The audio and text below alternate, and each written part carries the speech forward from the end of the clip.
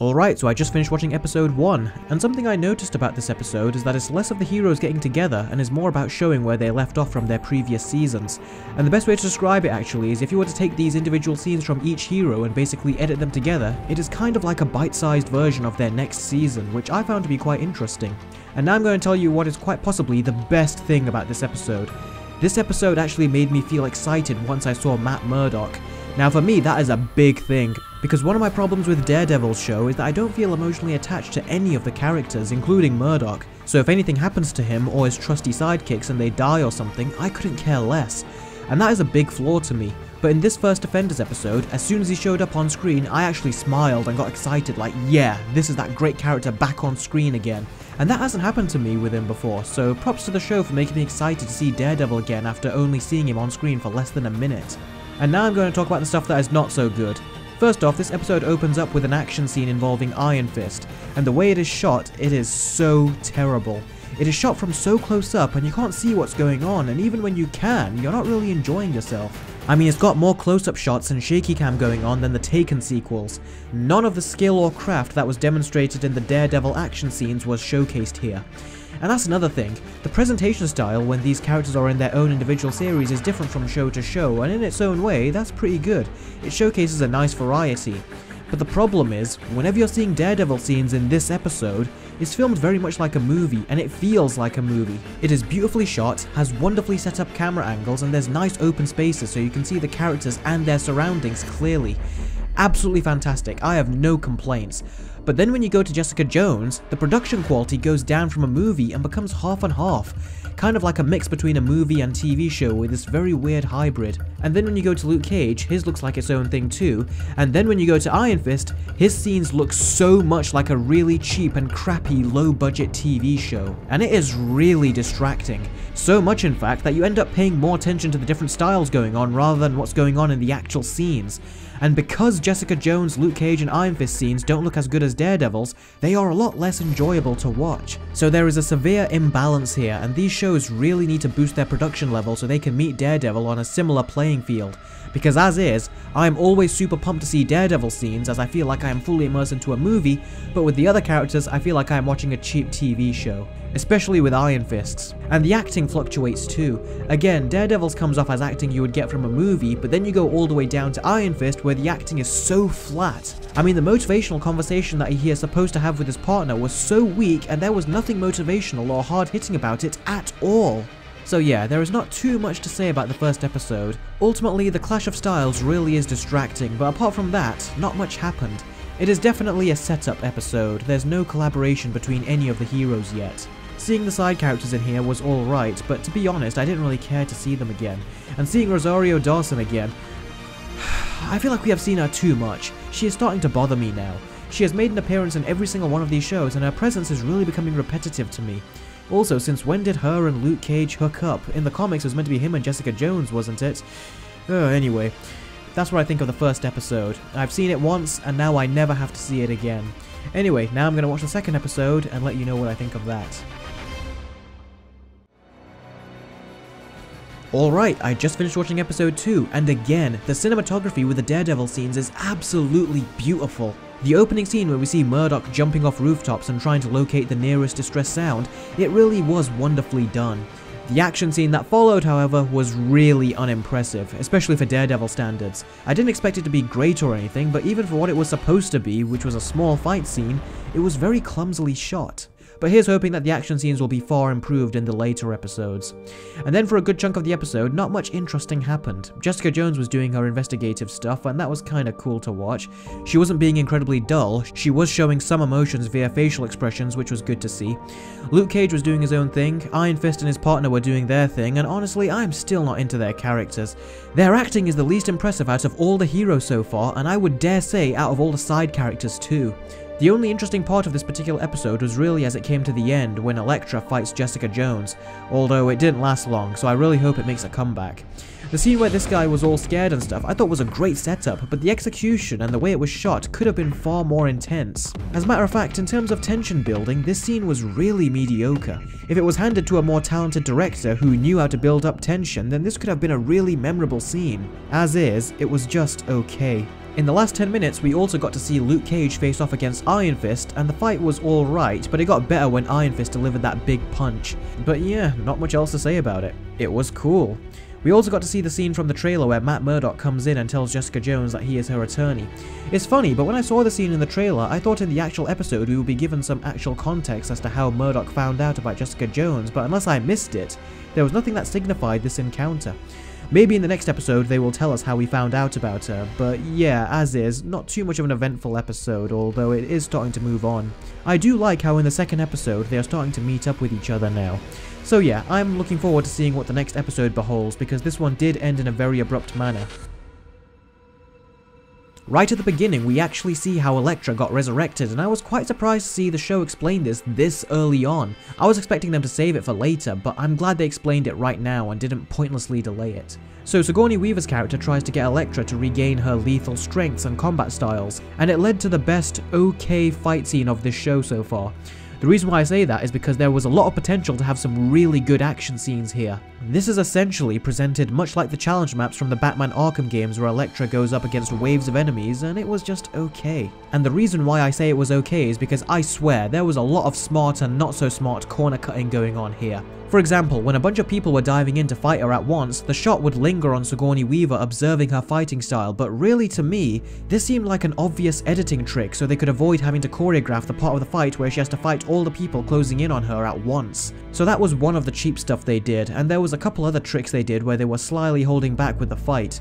They cut corners on things that they perfectly managed to accomplish in Daredevil's show, so if anything, it seems like they didn't want to put the effort into making this scene as good as it could have been. So yeah, that's what happened at the start. Now what was really cool about this particular episode is that we got to see Luke Cage and Iron Fist meet and talk to each other, and this is where I noticed a problem as well. The way in which they meet seems to be setting up some really nice comedic possibilities, but the problem that I'm starting to notice with this show so far is that there seems to be some really good setup with regards to the script writing, but it feels like the script writers weren't given much time to flesh out these scenes. If anything, this feels like an early draft, and consequentially that has an impact on the dialogue between Luke Cage and Iron Fist, which had great setups and possibilities, but unfortunately none of them were really taken advantage of, so as a result, their scenes to me feel like a missed opportunity. Also, watching Jessica Jones show sympathy towards the family who suffered a loss was very nice to see. As I said in my retrospective video, whenever Jessica Jones is showing more of her human side and less of a stiff robotic side, I usually find her much more interesting as a character. So I'm glad that they delved more into that part of her here.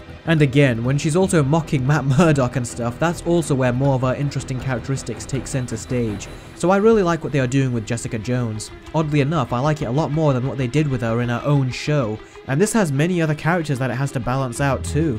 Next up is the scene we were all waiting for, the hallway action scene. This was a very fun scene, and in particular, I really liked how Iron Fist was taking the darts and smacking them into thugs and stuff. And his choreography to me was the best out of the whole action scene. And that is the first compliment that I am giving to Iron Fist. Now I hate to be all doom and gloomy here, but I am noticing that with everything good, there are some drawbacks. And the drawback here is that there were some weird cuts going on. The scene where we see Elektra walk behind Murdock, the camera executes a close-up pan shot, and then it ends with a distance shot. It didn't look right to me, and it seemed like it was trying to be too flashy, and it kind of took me out of the scene a little as it looked a bit off. Another problem is that the action scene seemed way too PG-13 to me. The previous hallway fights from Daredevil in particular had a gritty and brutal edge to them, but the brutality of this one just seemed very reminiscent to the elevator fight scene from Captain America: The Winter Soldier. Also, I think the fight was a bit too short. So on the whole, the fight was really good, but I think it was nowhere near as good as the hallway fight in Daredevil Season 2. That hallway fight was as close to perfection as you could get, and although this one was good, it did lack the craft and legitimacy of the one from Daredevil. But yeah, this was a really good episode. I can't wait to see the next one now that these guys have finally met each other, especially that they are now inevitably going to have some playful banter. So episode 4 starts with all the Defenders in the restaurant, and this is the infamous scene from the trailer where they're all talking to each other and getting along while simultaneously not getting along. And it was fun. And in particular, it was really interesting to see that Daredevil and Iron Fist both knew who the Hand was, and Luke Cage and Jessica Jones were in the dark and had to be filled in, so that led to some nice character interactions. Also, I noticed that Iron Fist is actually a much more likable character when he's with the group. On his own, he can't act, but when he's actually with the rest of the heroes, his interactions and just his acting in general is much more natural and much more comfortable to watch, as opposed to being boring and awkward. That being said, they do address him as a dumbass. When Stick shows up and comes out with all the praise for the Iron Fist and that I live to serve the Iron Fist, but this Iron Fist is a dumbass. That was hilarious. And then even Murdoch has a go at him and even goes as far as to imply that he's a stupid idiot. I really liked that. Anytime Iron Fist gets some flack, I really do like it, because I still look at him as a moron myself too. And to my understanding, he's not like this in the comics, so it's nice to see this unfaithful version get his rightful amount of insults. And all round, the episode ended on a great cliffhanger. Although, did we seriously think that Jessica Jones was going to leave the team? I mean, it's something they kind of have to do, but I knew she'd come back. But like I said, it did make for a decent ending to this episode. Alright, now it's time to talk about some of the bad stuff with this episode, and there are some stuff that really stood out to me. One is that Sigourney Weaver just so happens to teleport into the restaurant and she talks to the defenders like she's all high and mighty, when in actuality she did a really stupid thing. She's actually in the restaurant, has no guards defending her, and she's basically talking crap to the defenders as if they can't do anything to her, but logic dictates that they can just kill her off there and then, and that would be a big step forward for them. Now I know what some of you are thinking. Oh Eric, they're heroes, they're not going to kill anyone off. Well, that hasn't stopped them from doing it at least one time or another before. And also, don't forget, Stick. He's not as noble as the heroes, he can just kill off Sigourney Weaver himself. There's no reason as to why he can't, and the show just doesn't even acknowledge it as a possibility. I thought that was really stupid, and that was a blatant plot hole. And they kind of just let the plot hole pass just so they can make Sigourney Weaver have a cool, intimidating scene as the villain. But so far, she is really not impressing me. She only had that one good scene when she was talking to Iron Fist in episode 3, but other than that, she is really lame. If I was writing this, I would have had her fight all 4 of these guys as if they were nothing. They did establish that she can fight in the last episode where she was craftily defending herself against Elektra, so this would have been her time to shine. But nope, she is just a big-named actress that is spewing out lines and everyone stops to listen to her. It's just really cheap and lazy what they have done with her so far, and they better give her more to do in the upcoming episodes. Also, Sigourney Weaver is doing that weird thing again where she sort of like touches the face of a female character in this awkwardly uncomfortable way. I mean, she's done it once before in one of her previous movies, we don't need a reminder of that. But overall, that's my thoughts on this episode. It ended on a great cliffhanger, and I can't wait to see what happens next. Here's hoping this next fight scene will be another great one. I'm not expecting it to be as good as the hallway fight, but it should still be good in its own right. Okay, I just finished watching episode 5, and I was not impressed. First off, the action scene that it starts off with was crap. It has so much cuts going on, the choreography is not that high grade, and on top of that, it felt very cheap. This really did feel like a cheap TV show fight scene. The fight sequence in the hallway clearly had a lot of passion and effort put into it, but none of that energy comes across in this pitiful action scene. Also, did I miss something? How did this guy actually hit and hurt Luke Cage? I can only assume they have some sort of power, but the show never explained it. And Madame Gao, can she just knock a door down like this? I don't even recall them explaining that either.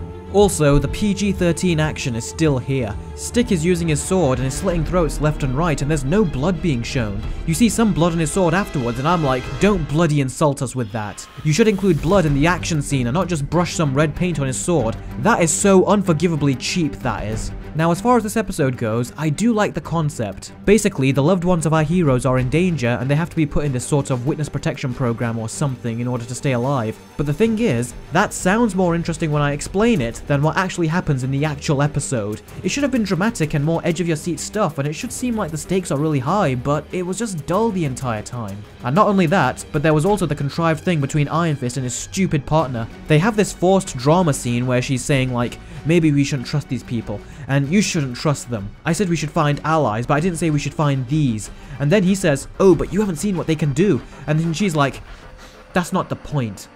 Seriously, that's not the point. What is the point then? As far as I'm concerned, that is just a stupid, forced dramatic scene, and it did not work. And then later on, she gets cut in the chest and then gets put in that witness protection program too, and she says that, I can go, I can take care of myself. No, you bloody well can't. This is not their fight, it's ours, and keeping them around is a liability. They are a liability. As far as I'm concerned, they're taking care of themselves pretty well. It's you that becomes a liability just 2 minutes after the scene, you dumbass. I've had it. I can't stand her. I want her to die. As far as I'm concerned, as a character, she completely lost me in this episode. She really is so useless and thinks she's so high and mighty. I can't stand her. Really, I cannot. Look, I don't need to be here. I can defend myself. You came in here pretty bloody. Are you sure about that? Yeah. Yeah, I am. Also, Karen complaining about Murdoch wanting to be Daredevil again. I couldn't stand the way it was done. The only scene where I understand the legitimacy of her concern was when she found out that her life was in danger because he was actually pursuing the Hand. But when she was complaining about him being Daredevil again, that was garbage. I don't want to see that ever done again. I am so done with that. Even when Foggy found out about Murdoch being Daredevil in season 1, that also was so horribly done and just nonsense. Marvel and TV just can't do this drama properly, and as a result, they should stay well away from it. Also, for the first time in the show, we finally get to see Murdoch in his Daredevil costume, and it was so lazily done. His entrance on paper sounds awesome, but the way it was shot and the sound effects during his action scene were so flat and lacked the realistic sounds that he had in his own show, and the lack of his usual production value made the scene come off as completely fake. Now, there was a really cool decapitation scene when Stick cut the guy's head off, but again, it kind of makes you wonder, if he is perfectly fine with killing someone, why didn't he kill Sigourney Weaver in the restaurant when he had the chance? I mean, that would have really benefited them. They would have had 2 members of the Hand left if they had killed Sigourney Weaver earlier. Also, Iron Fist's partner is also getting her own subplot which is starting to open up, and it just comes off as padding. There are only 2 redeeming qualities of this episode. The first was the decapitation scene, as it really took me by surprise and made Stick even more of a badass, and the second is when Daredevil interrogated one of the 5 members of the Hand, the one Stick decapitated. So cool. I mean, it's kind of cool.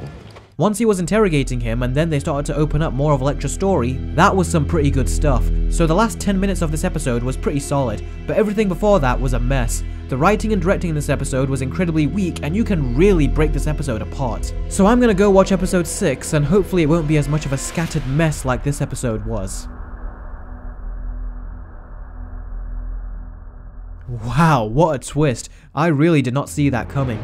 And it really shows that Sigourney Weaver's character was ultimately pretty lame. All I recall her doing throughout these episodes is talk, and when it comes to actually doing something, she was absolutely stubborn in this regard. Anyway, moving on from that, what do you know? It turns out our 3 heroes end up fighting Iron Fist because they hate him as much as we do. If only. No, they vote that Iron Fist should not be involved with this mission anymore because if the Hand captures him, then everyone is pretty much screwed. That's actually a thought I had earlier on, so I'm glad the show finally decided to bring it up. Anyway, how was the fight? Well, Iron Fist fighting everyone was fun and well choreographed, but boy does he suck. For a super skilled martial artist, how the hell can a bar brawler like Jessica Jones beat him so easily? Also, was I the only one who thought that the Iron Fist punch he gave to Luke Cage which shook up the whole room was very strange? I expected it to really hurt him and have some brutal after effects, but he brushed it off very quickly. Also, as good as the fight was, the circumstances leading to it did seem contrived. Again, the show has some really poor writing here, and Iron Fist was clearly in the wrong. Given his incompetence, when the team says it's best for the world that he stays away from the bad guys who want to use him as a weapon, then he should listen to them and stay away, instead of wanting to go out there just for the joy of the battle. I know he didn't say it like that, but that's ultimately what he meant. Aside from that, Murdoch and Jessica Jones went on another mission, and again it was pretty cool. Watching these 2 team up is always interesting, as personality-wise they both seem to be polar opposites, although they did find some common and sympathetic ground here, and again that was nice to see. With regards to complaints, I don't have much, but this episode did feel very slow. Pretty much all of the Marvel Netflix shows suffer with regards to pacing. Daredevil Season 2 is the one that suffered this problem the least, but unfortunately the Defenders just doesn't seem to learn this lesson and it continues to pace things out very slowly. Also, the smoke that Stick used to weaken Luke Cage, the idea of the scene was fine, but the execution was 100% wrong. Why? Well, because wasn't Stick inhaling the smoke too? I can imagine that either way, inhaling it through the nose or breathing it in through the mouth is fatal, and if it could affect Luke Cage, then I'm guessing it should kill Stick. Look at him, he even walks through it. How come he isn't getting affected by this stuff? No, seriously, how is he not getting affected by this stuff? We even see Iron Fist inhale a very thin layer of smoke and he instantly gets knocked out. Also, for someone who accused Iron Fist of being a dumbass, Stick sure does talk a whole lot before killing someone, doesn't he? That's the usual sign of another dumbass because he's only giving more time for our heroes to get there and stop him. Come to think of it, this episode did have some truly dumb moments. Anyway, this was still a good episode, but boy did it have some blatant problems. Here's another one. Since when did Elektra become superhuman? Seriously, why am I the only one who is acknowledging these blatant problems? Blimey, we are coming to the end of the season and Iron Fist is still proving that he is an idiot. When he was fighting Elektra, I knew exactly what he was going to do, that she was going to redirect his Iron Fist punch to the wall and unlock it. but Iron Fist apparently is very slow when it comes to thinking. Also, his power is very inconsistent. He can punch Luke Cage in the face and really have him starstruck by it and still make him feel it after hours later, but when he punches Elektra full on in the chest, she just gets up and brushes it off. That should basically shatter her entire ribcage and her organs. How the hell can she just get back up from that? It's inconsistencies like that which is really bothering me with this show, and I swear there are some real contradictory problems here. Again, speaking of Iron Fist, his partner shows up during the fight with the rest of the Defenders, and like a true attention seeker, she just forces herself in there. And she still doesn't come off as a badass, she just comes off as incredibly incompetent. The heroes could have fought these guys off fine without her, they didn't need her. If anything, she is just a liability seeing as this guy beat her the last time. Also, for the first time in the show, a negative actually turned into a positive. Karen was basically gonna go off on one again on Murdoch and tell him that you're doing this again, you're trying to get back into that life. He basically just cut her short and said, "This is my life." And then he left. I was like, fan-friggin-tastic. That was so awesome. And Foggy tries to give Matt that lecture too, but he ultimately gives him his suit, so that was pretty cool. That was also a negative that turned into a positive. Although, judging by the state of things, I can imagine with Daredevil Season 3 that Foggy is gonna go off on another one. They really need to drop this drama bullshit in the Daredevil shows and in the Marvel Netflix shows in general, because I think they handle it incredibly poorly. Also, the fight scene the Defenders have with the 3 members of the Hand was good, but again, there was too much quick cut editing going on and it wasn't done very well. But yeah, that's it. Not too much to say about this one, as it's just a build-up episode that is actually leading up to the final episode of the season. So, I'll watch that final episode right now and give you my concluding thoughts on this Defenders binge watch.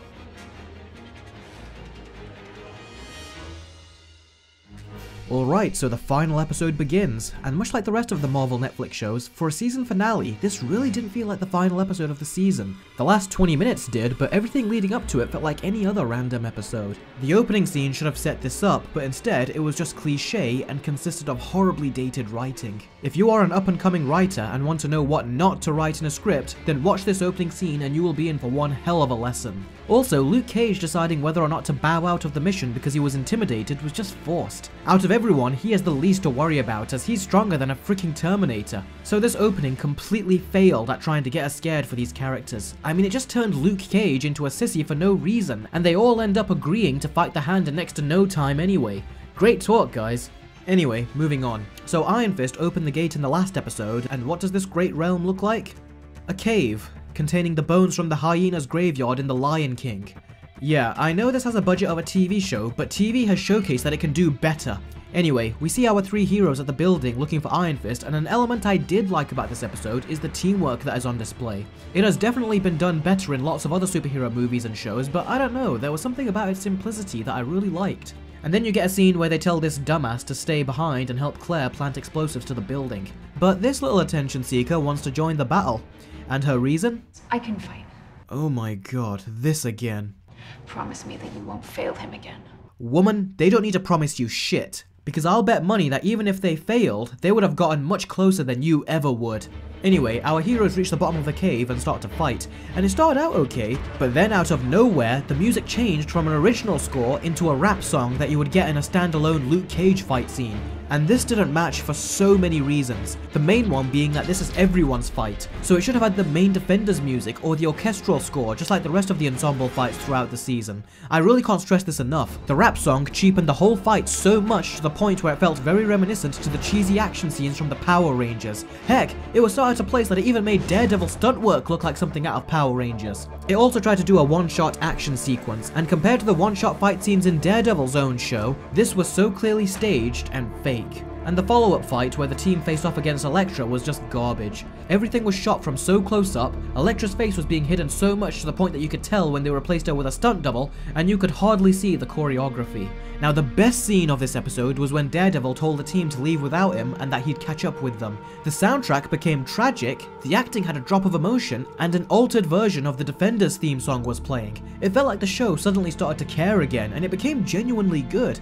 Heck, even the choreography got better, and it went back to feeling raw and brutal like the Daredevil show. The The dialogue was still on the cliched side and was laughably dated and stupid at points, but there was a sort of passion to it that strangely made me give it a pass. I think the fact that this is essentially a continuation and payoff for what was built up in Daredevil Season 2 is the main reason for this. And in the end, when the building falls on the two and all the heroes except for Daredevil go back to their loved ones, it was really well done. And the reason is because the music went perfectly with the imagery and it complemented the scene. Without it, this would have lacked any sort of impact, so that was good. Now there is so much more I can say about this episode, but we'd be here for way too long if I did. So instead, I'll just give you my final thoughts on the Defenders show as a whole. For a superhero ensemble show, this was painfully average. A lot of it felt like filler, 90% of the action was below par when compared to the awesomeness of the previous Marvel Netflix shows, the villains were weak, and the show dragged. And that is absolutely inexcusable when you have this much superheroes and villains that were built up over 3 seasons and an 8-episode season to tell the whole story. This should have been a really tight, suspenseful, and high-stakes series, but in the end, it was very disappointing. And out of all the shows, it was the least adult. Unlike the individual shows, most of this was just PG-13 territory.